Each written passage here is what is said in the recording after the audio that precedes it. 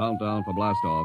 X -5, -4, -3, -2, X -1. Fire.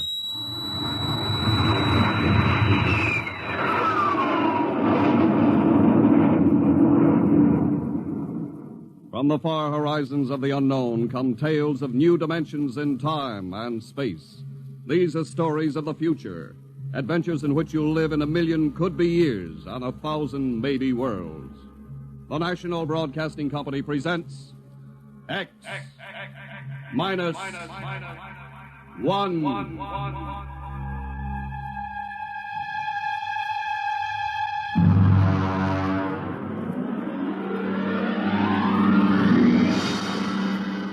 Tonight's story, No Contact.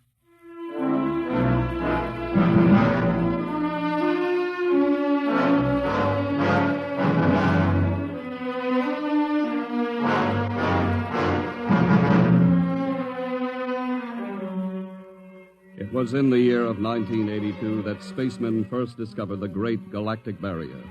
In the past 10 years, rocket travel to the moon and the nearer planets had become commonplace. And then men fixed their sights on a more distant star, the remote planet known as Volta. 5 exploratory ships went out, and none came back, each in turn disappearing mysteriously at the same vanishing point, at an invisible wall somewhere in the vast outer reaches that became known as the wrecker of spaceships, the Galactic Reef.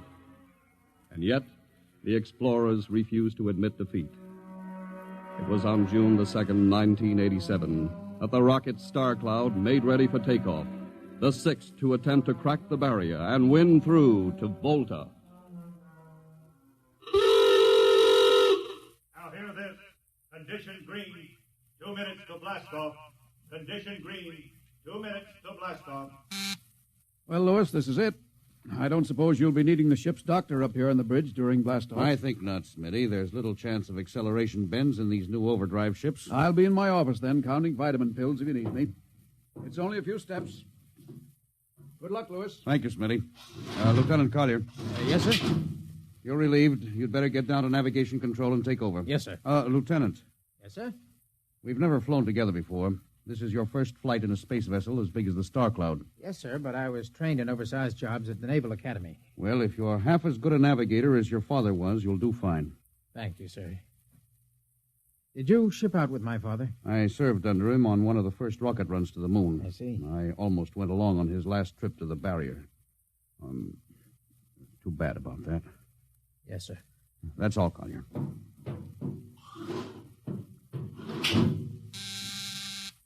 Lieutenant Paulson. Get me the ground control tower on the field. I want to talk to Colonel Harrison. Yes, sir. Go ahead, sir. I patched in the bridge speaker. Colonel Harrison? Yes, Captain? We're standing by for takeoff in 30 seconds. Good. The field's cleared of all personnel. We'll try to reestablish radio contact immediately after takeoff. In any event, there'll be a 24-hour ground monitor. Fine. Good luck. Hope you make it. Thank you. Bridge to navigation control. Nav control, Collier. Ready, Lieutenant? We're ready, Captain. The course is in the integrator for takeoff at 1200 hours. All right. Stand by for blastoff. Bridge to engine room. Fire up your rocket chambers. Take off at exactly 1200 hours. I'll read you off. 20 seconds. 19, 18, 17, 16. Hold it. Revoke all orders. Who turned in that alarm? Paulson, sir. We've uncovered a stowaway. Stowaway, where? Hiding in sickbay. Dr. Smithson found him. Have him brought up to the bridge. Engine room, kill your rockets and stand by. Thorson, this is Colonel Harrison in ground control. What's holding you up? Trouble. What's the matter with you? What's the matter with you? There's a stowaway aboard. Stowaway? Yes, I thought your men were supposed to police this base. What's the matter with you? Captain, take it easy. You know what this delay can do to us, don't you? 1 minute later takeoff can throw us 1,000,000 miles off course. We'll have to reintegrate the whole works. Well, look, how long do you think it'll take you Don't to... bother for me for a while. I'm busy. Stupid idiot. Captain Paulson? Yes, come in, Smitty. Here's your stowaway. I'll court-martial the... Oh, Charlie. Can you use a good radio man, Skipper? Well, I see you two have met. Matt, Skipper and me made 50 trips to the moon together. Didn't we, Skipper? Charlie, if you wanted to come along, why didn't you volunteer? I did, Skipper. They turned me down. Oh, what's wrong with you? Acceleration bends. They said my arteries wouldn't stand another trip. Oh, I'm sorry to hear that. But they're wrong, Skipper. I got one more good trip in me. Listen, Skipper, you know that these green kids, they don't know the first thing about space radio operation. Now, you put a man like me on, and I'll be getting you bedtime stories from Mars. Charlie, you know the regulations as well as I do. I can't take you much as I'd like to. Colonel Harrison will murder me for this. Well, I'm sorry, Charlie. I'll have you put aground. I'll tell you what, I'll ask Harrison to put you on as ground radio contact, and it'll seem as if you're right here with us. He won't do it, sir. Well, he'd better. I'll have him busted to corporal for letting you sneak aboard. Look, Charlie, you better be off. Paulison. Yes, sir. I'm sending this man aground. Give him time to clear the launching platform. Yes, sir. So long, Charlie. I'm sorry. Good luck, Skipper. I thought you were going to have him drawn and quartered. If it had been anyone else, I would have, Smitty. But Charlie, well, he's kind of special. He's been with me since my first command when we began the regular run to the moon. And if he wanted to come along this time, well, it's only through loyalty to me. You know, Lewis, I didn't realize it before, but you're almost human. Captain Dawson, nav control, Collier. Oh, yes, Lieutenant. How badly are we fouled up? Can you recalculate the course, or shall I cancel the takeoff? I've already plotted a new course on the integrator, sir. If we take off in exactly 30 seconds, we'll need to correct for only a 1-degree deflection. I can do that before we breach the stratosphere. That's quick work. Are you sure? Yes, sir. Positive, sir. All right, Collier. I'm putting it in your hands. We'll blast off on your signal. Bridge to engine room. Prepare to blast off on navigator's signal.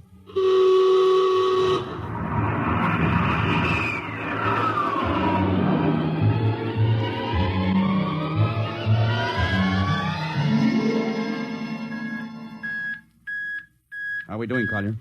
Coming on the bearing, sir. That's 4, 3, 2, 0. We've intersected the course vector. Good work, Collier. Course is corrected, sir. We're ready to go into atomic overdrive anytime you say. All right. Stand by. Yes, sir. Now hear this. Now hear this. Prepare for maximum acceleration. Bridge to engine room. Kill your rockets. Rockets out. Fire up number 1 cyclotron.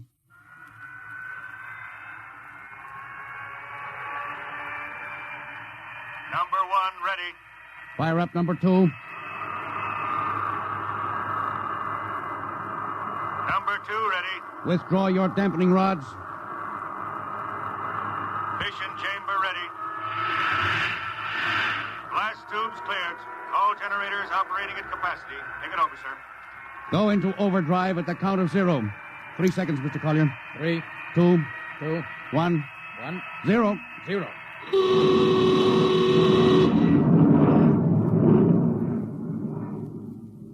How are we doing, Collier? On course, sir. She's running hot and true. My compliments, Lieutenant. This job would have done your father credit, and he was the best navigation officer I ever saw. Oh, thank you, sir. Start your gyros. Put her on robot control. All right, the bridge is yours, Mr. Collier. If you need me, I'll be in Dr. Smithson's office. Yes, sir.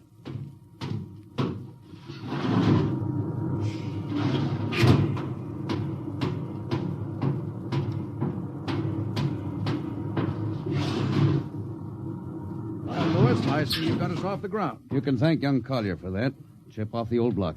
You knew his father? As a matter of fact, I knew him very well. First-rate spaceman. Oh, is he the one yes, who... Yes, he was lost in the galactic barrier on the second ship we sent out to Volta. Lewis, just what do you think this galactic barrier is? Oh, your guess is as good as mine, Doc.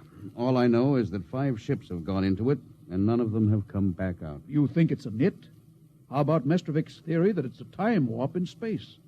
That the ships reach it and slip into another dimension? I think that's a lot of rubbish. My theory is that the galactic barrier is nothing more than a radioactive layer of some kind. Why do you say that? Well, we know that radar signals bounce off it like they were hitting an invisible glass wall.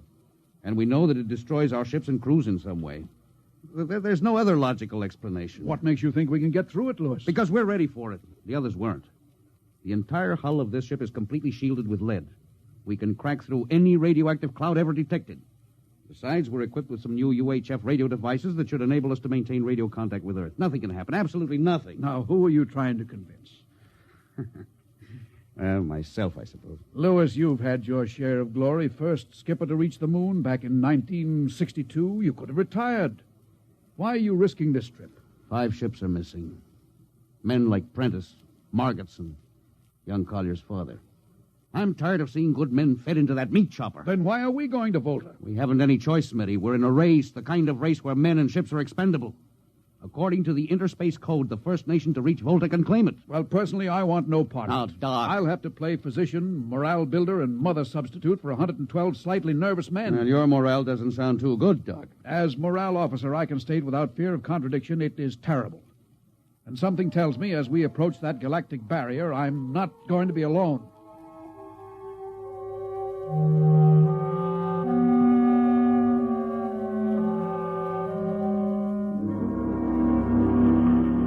Hello, Earth. Hello, Earth. Captain Thorson of the Star Cloud calling Earth. Hello, Star Cloud. Hi, Captain. Charlie. Well, I see they haven't court-martialed you yet. No, sir, thanks to you. Well, it's good to hear you. You can read us the funny papers on Sunday morning. Right. How's our signal? Strong. Clear as a bell. Now, here's our log report for Colonel Harrison. You ready? Shoot. June 2nd, 1987. 4 weeks out from Earth. Running true. No radiation. Operation normal. Still making our approach to the galactic barrier. That's all, Charlie. See you later. Good luck, Captain. I sure wish I was with you.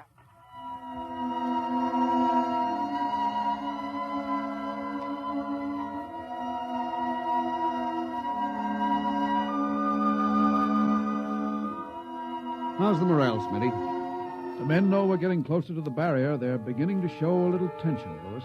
Oh, how's their physical condition? Any sickness? About half the crew has come down with space blues. I was afraid of that. Are they bad? Same as usual. Lips and hands with a bluish cast.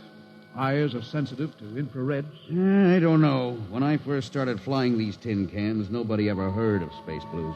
Well, now there's a theory it's caused by the terrific acceleration of atomic overdrive. Change in gravity affects the circulation. What do you think? I think it's psychosomatic. I've noticed that the same men who get space blues under tension on a ship tend to get blue coloration back on Earth when they're upset. I guess it's just an occupational disease of space navigators. You think it's just nerves, then? Well, young Collier's got a bad case. I think it's tension from overwork. Maybe he needs some vitamins. Lewis, when will you realize that vitamins are not a panacea for all the troubles of mankind?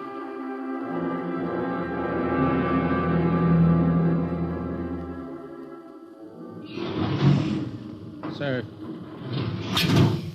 I understand that you relieved me from duty. Well, Dr. Smithson says you aren't looking very well, Collier. I'm giving you a rest. Sir, I feel perfectly able to continue. Your lips are as blue as Minnetonka. Captain, I'd like to remain at my post. Don't be foolhardy, Lieutenant. I'm not being foolhardy, sir. I have a special, personal reason for wanting this expedition to reach Volta. Your father? Yes, sir. You think he might still be alive? I have to find out what happened, sir. I think I understand. Very well, Collier. Report back to duty.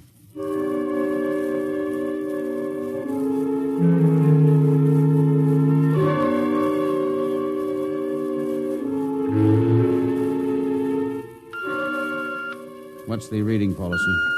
We're getting a +5 radar bounce now. Coming off the barrier almost as fast as we sent it out. What's the interval? 2 seconds. Shortening steadily. At this rate, we'll hit the wall in the next few minutes. All right. Alert the crew. Sound general quarters. Now, hear this. Condition red. We are now approaching the galactic barrier. All hands to stations. All radiation detectors to be fully manned. Full security will prevail until further notice. That is all. Paulison. Yes, sir? The radar bounce is up to +6. We'd better try to make final contact with Earth. Is Sparks still trying to raise the base? Yes, sir, but he's not having much luck. Oh? Seems to be some interference. Oh, that's the radio room now. Yes? You got him? Well, cut in on the bridge speaker. Captain will take it from here. Hello? Star Cloud to Earth. Can you hear me, Earth? Hello, Skipper. I can barely read you. We're getting heavy static from Sunspot. That's not sunspots, Charlie. We're right on top of the galactic barrier. Getting a +7 radar bounce. Expect to hit the barrier almost any second now. Good luck, Skipper. If we crack the barrier and come through still in one piece, I'll try to get back to you on the high-frequency band. Got you, Skipper. Don't worry. I'll be waiting. So long, Charlie. So long, Star Cloud. Must be getting awfully close now, Captain. Echo's bouncing back so fast it's almost beating the signal. Well, when they go inside, hold on to your hat. That's when we run into the wall. Any second. Hold on. Oh, here goes nothing. Here it comes.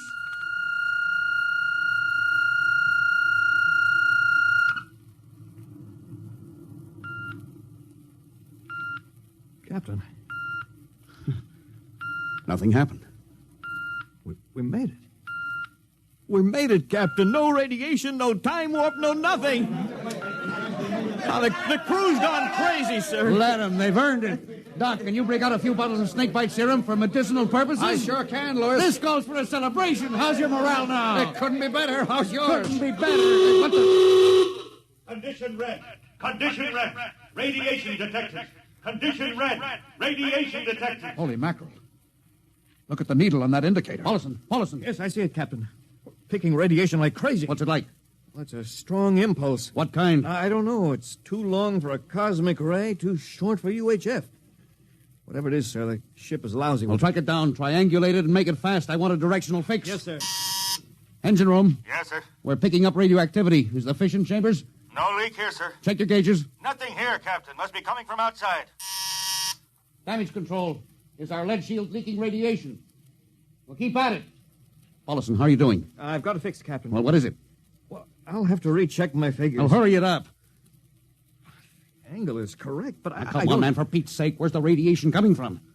Sir, it's coming from inside the ship. That's impossible. No, sir, I've checked it twice. Well, it's got to be the engines, then. If it is, sir, we're finished.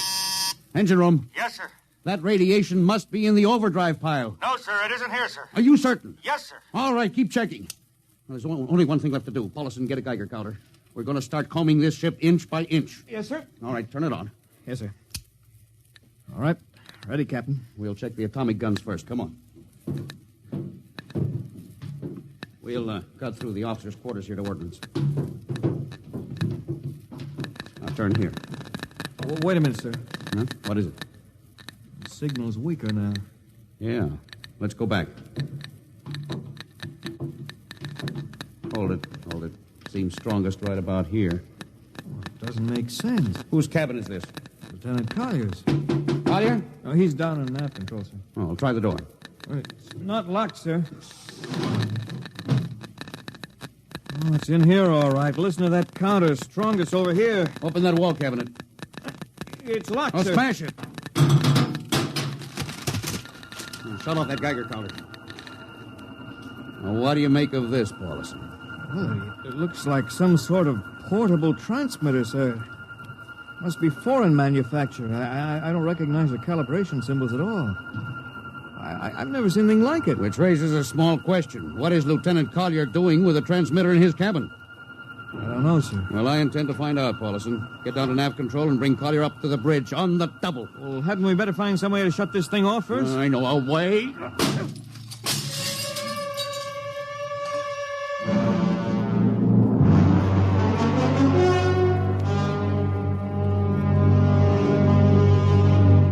Lieutenant Collier, I'm going to ask a few simple questions, and I want a few simple answers. Yes, sir. What were you doing with the transmitter in your cabin? Transmitter, Captain. Oh, you know nothing about it. Oh, no, sir, I don't. Do you recognize these calibration symbols? No, sir. Can you think of how it might have been placed in your cabin without your knowing it? No, sir, unless someone came in while I was on duty. Would that have been possible? I suppose so, if someone had a key. I found your cabin door unlocked. Well, I meant a key to the wall cabinet. I didn't say the wall cabinet. Well, I... You what, Lieutenant? How could you have known it was in the wall cabinet? Well, I just assumed, sir. Lieutenant Collier, I find it hard to believe you would lie. Having known and respected your father, having observed the way you handle your job. However, I intend to get to the root of this thing. May I have your wristwatch, Lieutenant? Sir? Your wristwatch. Yes, sir. Paulson, turn on that Geiger counter. Yes, sir. Hold this watch next to it. Yes, sir. That's all. Lieutenant, if you hadn't any close contact with that transmitter, how do you explain the radioactivity of this watch? Well, I don't, sir. I think you'd better. To whom were you sending those signals? Condition red. Condition red. There's your answer, Captain. What is this, Collier? Alien spaceship approaching. Alien spaceship approaching. Collier, who's aboard that ship? All right, now talk! Very well, Captain.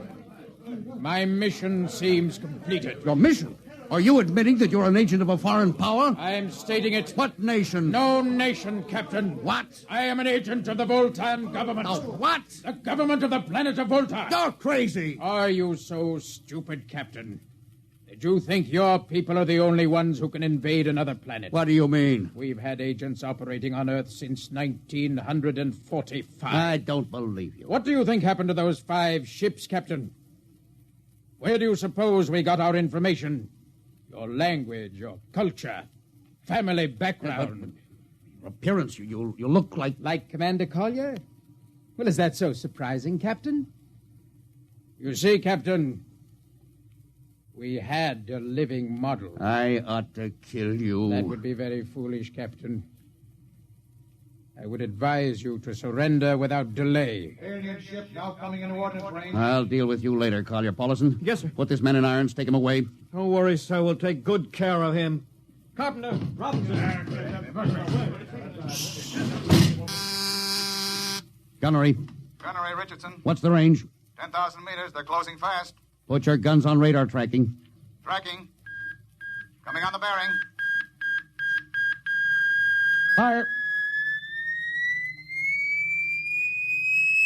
Fire, Richardson. Richardson, did you hear me? Fire! What's the matter down there? Did you hear me? Richardson, answer me.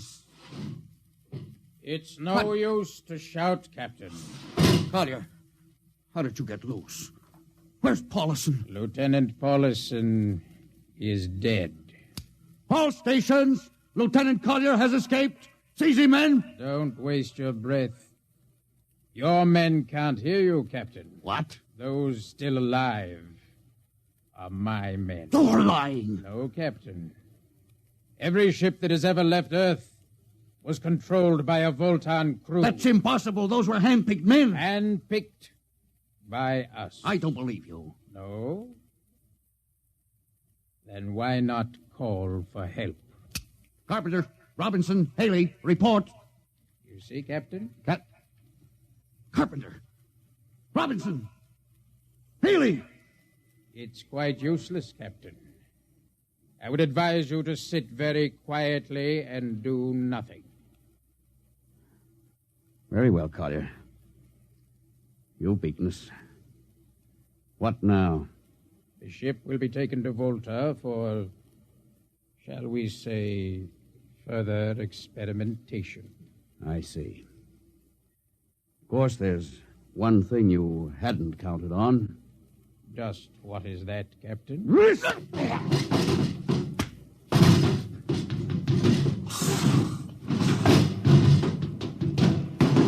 Carpenter! Are you in there, Lieutenant Carpenter? They can't all be dead. There must be one alive.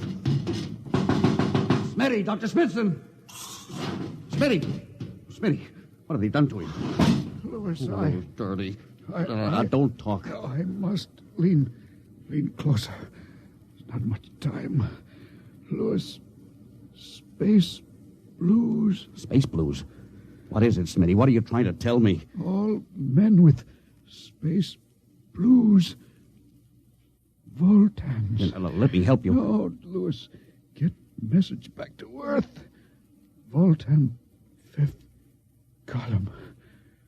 Watch out for space blues. Smitty. Oh, Smitty. Captain Thorson, you can't hide from us now. Come back to the bridge and surrender, or my men will come and get you.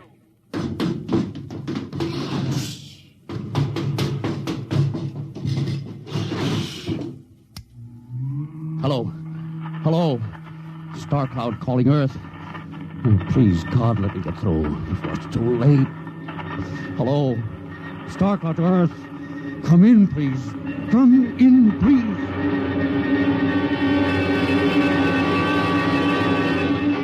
Hello. Hello. Starclaw to Earth. Captain Thorson calling. Charlie, come in, please, hurry. Hello. Oh, hello. Can you hear me, Charlie? Skipper, is that you? Are you getting my signal? It's coming in a little louder now, Skip. Keep sending. God, now look, Charlie, listen to me. Not much time. Get word to Colonel Harrison. Crew mutinied. Most of crew members, Fultons. What? Fultons. Spell that. V-O-L... Fultons. That's right. They're from the planet Volta. Skipper, are you all right? Now, Charlie, this is serious. They'll be here any second. Now, listen, they have a fifth column on Earth. They're planning to invade you. You mean it? Of course I mean it. Tell Harrison, posing as humans. You can detect them by space blues. You got that? Only Fultons get space blue. Charlie, did you hear me? Space blue. I get you. They're breaking in, Charlie. I'm depending on you. Warn everybody. Captain. They're opening the door. So long, Charlie. Tell Hannah. Captain Thorson. Hello. Hello, Star Cloud. What's the trouble, Sergeant? I was just trying to raise a Star Cloud, Colonel. Had any luck? No, sir. No contact. No contact, eh? No, sir. Nearly an hour since they hit the galactic barrier. I don't understand why they haven't tried to get a message back. No, sir. Neither do I. Oh, all right. I'll take over for a while. Yes, you do that, sir. It's all yours. Right. Oh, and Charlie, you better go out and get yourself some coffee. You look a little blue around the gills.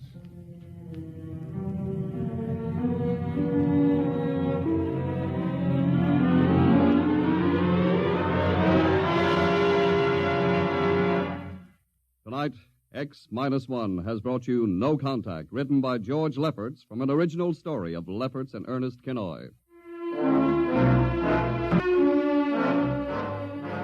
Featured in the cast were Louis Van Ruten as Captain, Donald Buca as Collier, Wendell Holmes as Charlie, and Bill Griffiths, Bill Smith, Matt Crowley, and Ken Williams. Your announcer, Don Pardo.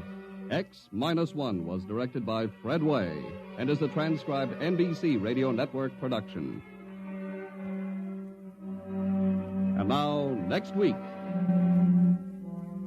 When you want to take over a world, you naturally look for its weak point, some way to catch its people off guard. We live in a world where everybody loves a parade, a world of press agents and publicity stunts. But who would ever dream that invaders from outer space would take advantage of that weakness and actually hire a press agent to advertise their coming? Who would believe it was anything but just another publicity gag? At least, not until the terrible moment when it was already too late. The moment of X-1.